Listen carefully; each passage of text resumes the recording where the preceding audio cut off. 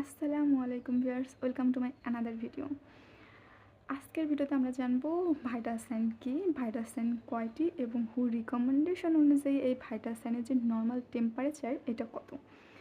তো ফার্স্ট আমরা জানি ভাইটাসাইন কি। ভাইটাসাইন মূলত শরীরের মৌলিক কিছু শারীরবৃত্ত যা শরীরের অবস্থান বোঝাতে সাহায্য করে।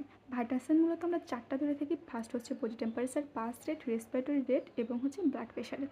এখন আমরা জানবো হু রিকমেন্ডেশন অনুযায়ী এটা যে নির্দিষ্ট একটা পরিসীমা দিচ্ছে এটা কত।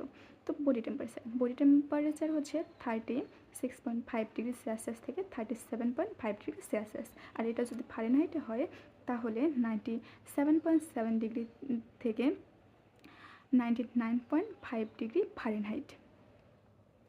এখন হচ্ছে পাস রেট হচ্ছে নর্মালি হু রিকমেন্ডেশন অনুযায়ী 60 থেকে 100 বিট পার মিনিট। এটা হচ্ছে প্রাপ্তবয়স্কদের জন্য।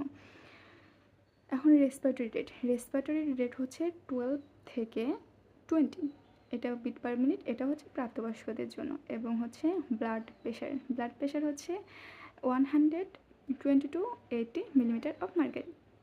Thank you.